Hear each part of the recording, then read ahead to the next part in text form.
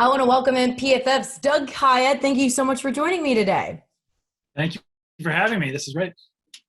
Yeah, lots to get into with these playoffs. A little bit of last week went as expected, but this week's games will be interesting. Right off the bat, the Bengals going up against the Titans, the first seed in the AFC. I'm interested. Can you tell me if you think that the Bengals offensive line can protect Joe Burrow in this game? It'll be tough. I know that that's not the biggest strength of the Bengals, and there was some debate before the season whether they should have taken Jamar Chase or Penei Sewell. They obviously did make the correct decision there by taking Jamar Chase, but yeah, I think they can protect Joe Burrow well enough in this game. The Titans are a pretty well-balanced team. They're kind of an interesting team because statistically they might not usually stack up with where most number one seeds are. But so I think this is a game that the Bengals have a chance to win. But yeah, I think that Joe Burrow does a good job of getting the ball out on time. His receivers do a good job of getting open. So I think they can protect him, long enough for him to get the ball out. And the Titans, they will be getting Derrick Henry back. We don't know for sure if he's going to be back to 100%. Do you think this will be a big factor as they go up against the Bengals? Yeah, it definitely will. And it is a good question about, at what percent he's going to be in this game. I know that our injury expert, Mario Pilato, doesn't expect him to be 100%. It's just a really quick turnaround for this injury.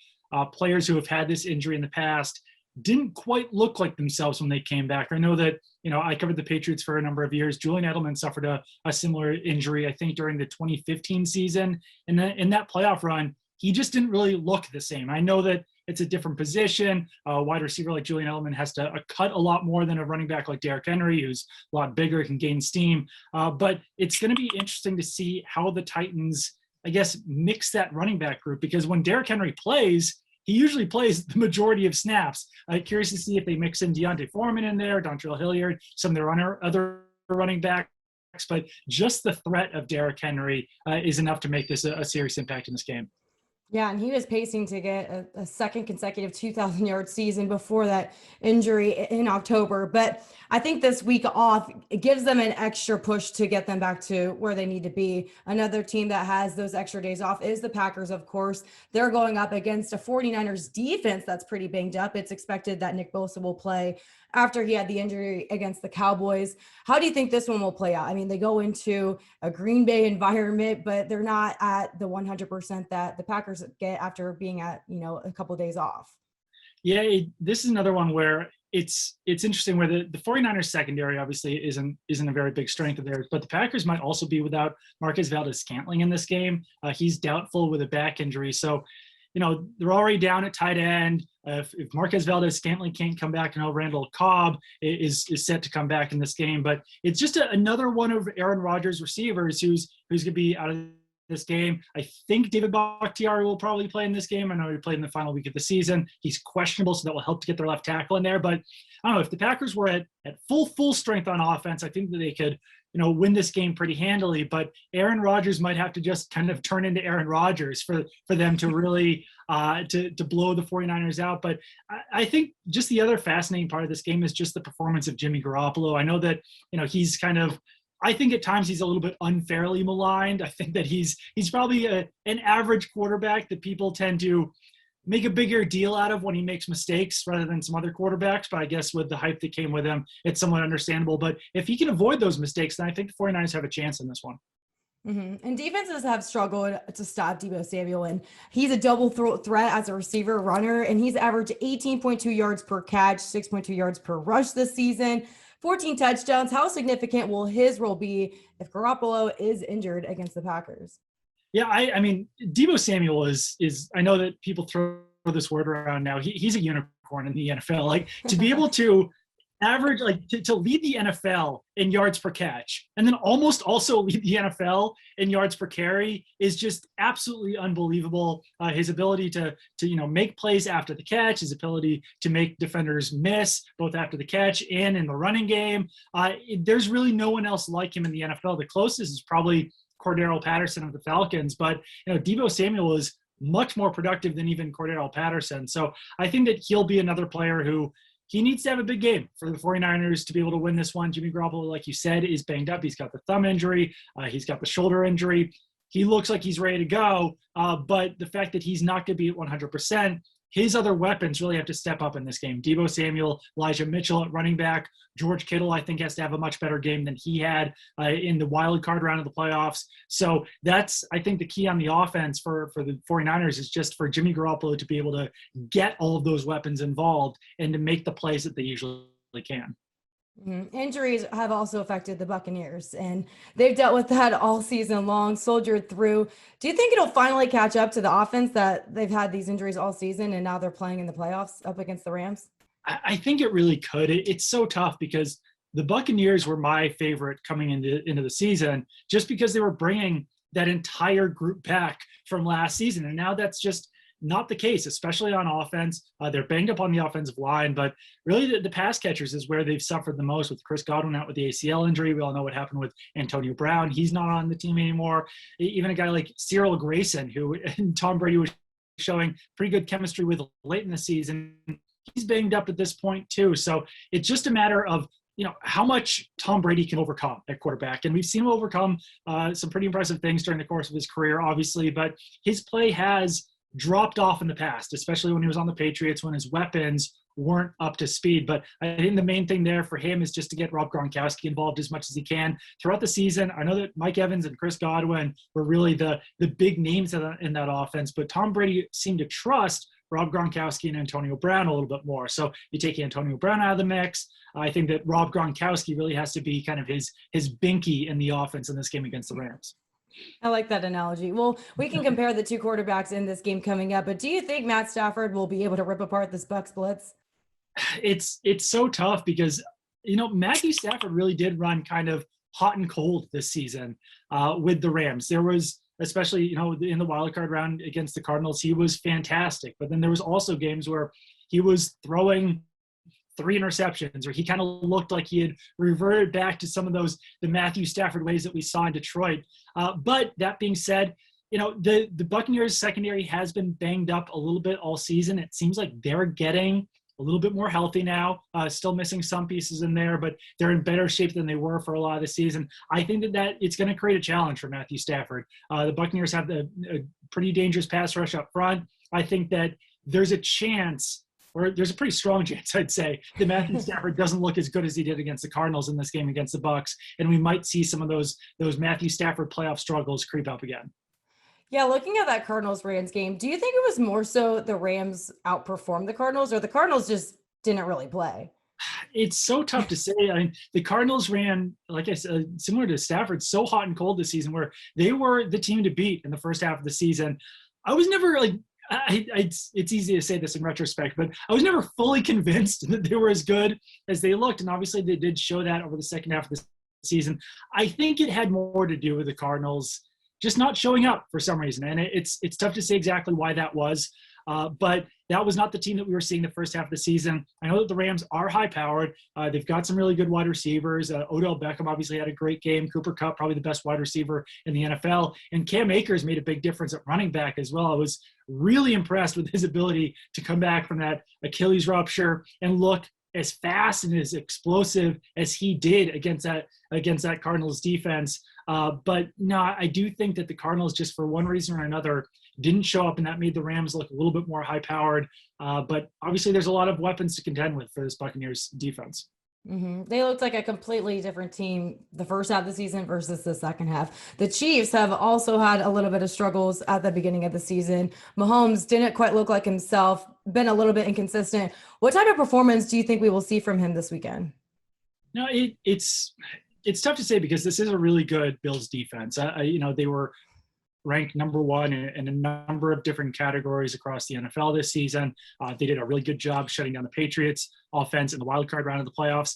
And the Chiefs, it just feels like they've never really got fully up to speed this season. And that's despite the fact that they were, one of the higher seeds in the AFC this season.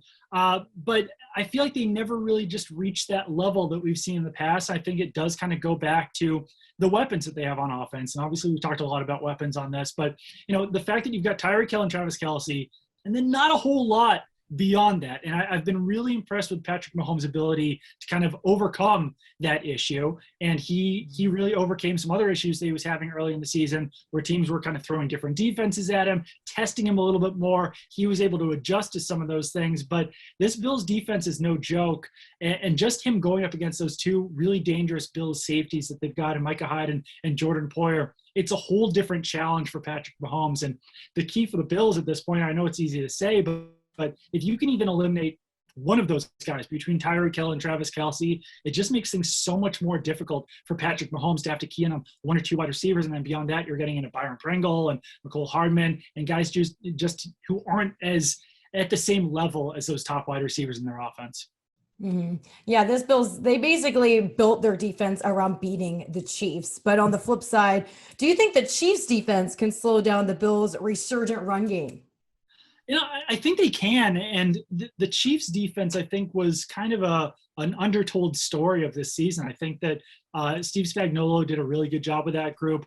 They were struggling mightily in the first half of the season, and they were able to really rebound over the second half. And I'm not fully convinced that the Bills' rushing attack is really at the level that they've showed over the last few weeks. Devin Singletary has been better, but similar to what we were talking about with the Cardinals defense, it looked like the Patriots defense just didn't show up last week against the Bills as well. That there's literally never been a better offensive performance than the Bills had against the Patriots last week. They didn't have to punt. They never kicked a field goal. They never turned the ball over on downs. They never turned the ball over. The Bills' offense was just basically perfect. And based on our grading, Josh Allen had, basically the greatest player performance by a quarterback since we started grading players back in 2006. So I don't think that you can expect that same level of play here against the Chiefs than they had against the Patriots. And I do think that, the Chiefs cornerbacks have been good this season. It seems like just overall they've been playing at a good level this year. And it does create a much bigger challenge for the Bills in this game. Do you think we're going to see a Chiefs-Bucs rematch? Is it going to happen? I don't think so. It would be interesting if it did happen, obviously, but I just think that we're going to get some new blood in this year's playoffs. So I do think that the Bills, despite some of the things I said, I think that they've got a pretty good chance against the Chiefs. It's obviously difficult that it's in Kansas City, in a playoff atmosphere, full stadiums and all of that. But I don't know if the Chiefs are going to make it through. And for the Bucs, those injuries just popped up at the worst possible time. So I'd still probably say the Packers would probably be my favorites, at least in the NFC at this point. Yeah, I'm taking Packers as well. But getting into some of the teams that are no longer playing right now, but looking forward into the draft. I know you've been doing a lot with that. We're seeing so many coaching openings open up and even maybe some quarterback shifts that we can see coming up. What do you think is the biggest hotspot right now in coaching and as it regards to quarterback? For coaching, it's interesting.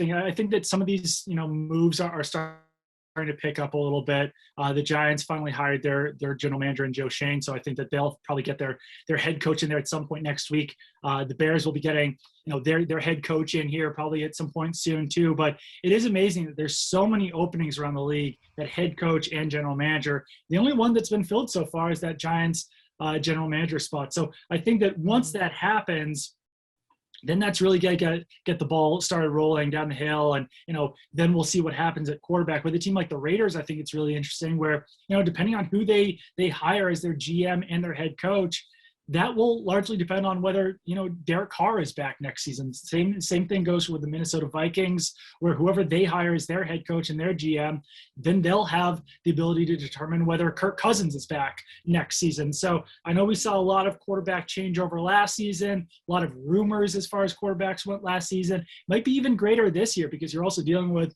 Jimmy Garoppolo. Is he going to be back? Aaron Rodgers, will he be back in Green Bay? Russell Wilson, will he be back in Seattle? So it's an interesting year, though, because there's not a lot of good quarterbacks in this draft. So teams that, for the Seahawks, for example, if they get rid of Russell Wilson, they still want to be competitive next season. They can't just draft the top quarterback and hope to roll forward with that. They might have to acquire a guy like, Derek Carr or some other quarterback that goes out there. So it might be a game of quarterback musical chairs where a lot of teams wind up being as competitive as they were last year, but just with a different guy at the helm. Mm-hmm. Yeah, you touched on it. My next question was, we don't see many quarterbacks coming up in this draft. We had a bunch last year. And so when you look at what it's available right now, who do you think will be the first quarterback taken in the draft?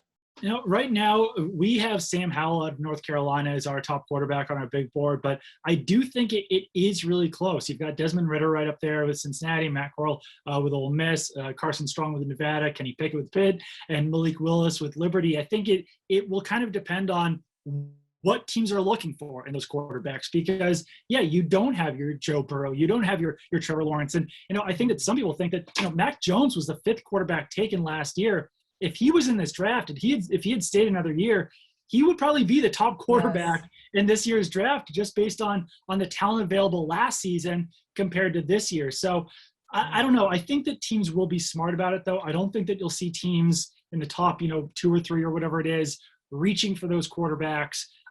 But you also might see some value in the later half of the first round or even in the second round with some of these quarterbacks. A guy like Malik Willis, I know that he's a little bit more raw than some of these other quarterbacks, but he could wind up being the best quarterback taken. And who knows, he might drop until the middle of the second round. So teams really have to do a really good job of scouting in this year's draft and just finding whoever the diamond in this rough is going to be of this draft. You touched on Mac Jones, and I know earlier you wrote this week about how you talked to some NFL executives, coaches, scouts, how they would assess Mac Jones in his first season as quarterback. What did you find in talking with them? Yeah, I think that a lot of people were impressed by what he was able to do this season. The fact that he was the top quarterback or the top rookie quarterback in the NFL this year, despite the fact that he was taken 15th overall and behind those other guys who went above him in the draft. He was the 5th quarterback taken this year. There are still some current concerns about, the limitations that he had coming out of Alabama. One of those was just his arm strength. One executive said that, that could continue to be an issue, especially in New England in the winter during the playoffs. It is kind of funny, though, because after I posted the piece, someone that I talked to for the piece reached out to me, and he was like, "Who said that Mac Jones has a bad arm? Like, that guy's an idiot." Things. I was like, "Listen, I'm not going to name any names. Like, maybe we can do a part 2 on this piece where you can, get your opinions out on Mac Jones' arm." But it was kind of interesting that even after I posted it, people were still kind of reaching out with their take on Mac Jones. And I think that he's going to be kind of a divisive player moving forward, unless he can have that season that Joe Burrow had this year. Because I think that Joe Burrow last year had a lot of the same questions about his arm strength, and he really was able to prove this season that the limitations of his arm strength aren't that important, because he's just got that it factor. He's able to lead the team. He's a really smart quarterback. It helped that he was able to get Jamar Chase. So if the Patriots can put that same talent around Mac Jones, and if he can lead, the Patriots to, the second round of the playoffs and do all the things that Joe Burrow did this season, then you might start to see Mac Jones, labeled with some of those other top quarterbacks like Burrow, like Justin Herbert, like Josh Allen, because it doesn't take much to get into that upper echelon of names. And he's got the right structure around him. Going back to Joe Burrow, do you think he will be the franchise quarterback for the Bengals to finally bring Cincinnati a Super Bowl after all this time? Yeah, I do. It's interesting. I did kind of a similar piece a couple of weeks ago on Joe Burrow and Justin Herbert, and I basically was asking people, which quarterback would you prefer moving forward? Would you prefer Joe Burrow or Justin Herbert? It's a really difficult question because they're both so good, and they come with different skill sets. But a few people did say, I think Joe Burrow is going to win multiple Super Bowls. I think that he's going to be that guy for the Cincinnati Bengals. And it is interesting because it's intangibles for Joe Burrow. You can't really point to one specific elite skill that he has. He just seems to have it. And people mentioned even in like post-game press conferences, he just seems to have that air about him and that confidence. And who knows, maybe people would have said the same thing about Baker Mayfield after his rookie season, and things have kind of downturned for him. But I just do it as long as he can stay healthy, and as long as the Bengals can put a better offensive line around Joe Burrow. I think that he really does. He's got a chance to be the best quarterback in the NFL. I know that there's a lot of guys or a couple of guys right now above him, but he has that he's got that skill set and that upside. And so many executives and staff, they all went to Cincinnati just because of Joe Burrow. So that they're all invested in him. And you mentioned another Ohio quarterback that is in question this year. What do you think will happen with Baker Mayfield in Cleveland?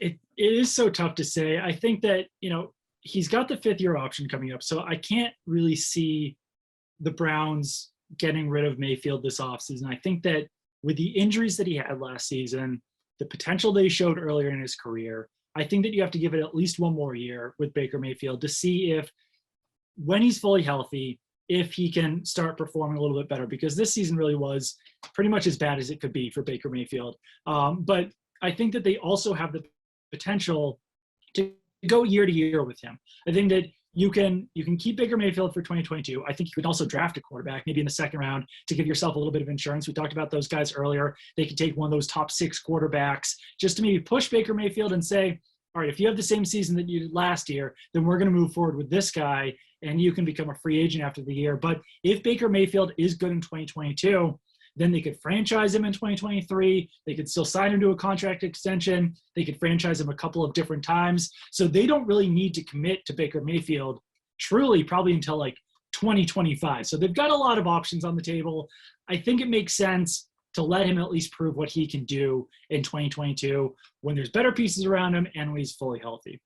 Mm-hmm. And then going back to the draft, the Cowboys are a team that I think of who have killed it in the draft as of late. Micah Parsons, CeeDee Lamb, they've been getting some good steals.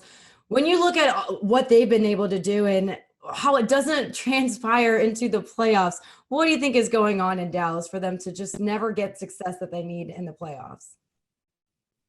It's so tough to say. And it's, it is all these small sample sizes, yeah, they lost against 49ers, and there was a million different things that went wrong for them in that game. And I think that ultimately what it came down to in that one was coaching and poor decisions. There was just so many poor decisions in that game. So that's almost what they need to clean up more than the talent aspect. They kind of have to look deep within themselves and say, like, how can we stop beating ourselves? Because they've got the talent. I think that they'll have the talent, moving forward as well. Dak Prescott, one of the best quarterbacks in the NFL. Trevon Diggs, one of the best cornerbacks.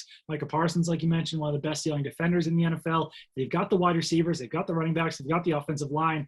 It's just about not beating themselves. And I know it sounds easy to say, okay, just stop making, dumb mistakes or whatever it is, but that's kind of what it is. And I don't think it helps that they'll probably lose Dan Quinn. I expect him to get hired somewhere. So they'll have to start over a little bit on the defensive side of the ball. Sounds like Mike McCarthy's going to be back. Who knows about Kellen Moore, if he'll get a head coaching opportunity. I think it's still probably a little bit early for him. He might need to prove himself a little bit more, but I don't know. It's tough. And I know that Jerry Jones is not happy about what happened at the end of the season. You can certainly understand the frustrations that he has, but I do think that they'll be right back up there with some of the best teams in the NFL next season, just based on what you said, the way that they've been able to acquire talent and the way that they've been able to draft. Mm-hmm. And looking forward to this upcoming draft, which team do you think needs to have the best draft? Like, who is in the most dire need to have a successful draft? And also, which team do you think might be making some trades and just waiting till next season until there's a better option? I think, one team that could really make a big jump with another good draft would be the Los Angeles Chargers. They just missed the playoffs this year, but there are so many holes that they've got on defense right now. And Brandon Staley, I think, everyone talks about some of the fourth down decisions that he made, but as a rookie head coach coming in, not being able to pick the defenders who work best for his defense, I think that he did a good job with the Chargers this season. And if they can get better, at linebacker and on their defensive front, if they can get a little bit healthier in the secondary, I think that they will be, one of the top teams in the NFL next season. But a lot of that does just depend on their draft. One other team that could have a massive draft this year would just be the New York Giants. They've got the 5th and 7th overall picks this season. They don't have a lot of cap space. So it's a little bit more about building, I'd say, for the future. I don't expect them to be very competitive in 2022, but if they can really nail those 2 top 10 picks, they'll be a team that, to beat in 2023 and beyond. Eagles are another team that have got 3 first-round picks. They can really build for the future. And as far as teams that, need a quarterback, but might kind of, work into 2023 and beyond, the Steelers are a team that I'm not, unless they can get, one of those quarterbacks that we mentioned earlier, Russell Wilson, Aaron Rodgers, Jimmy Garoppolo, Derek Carr, one of those guys. I think they'll stick with Mason Rudolph.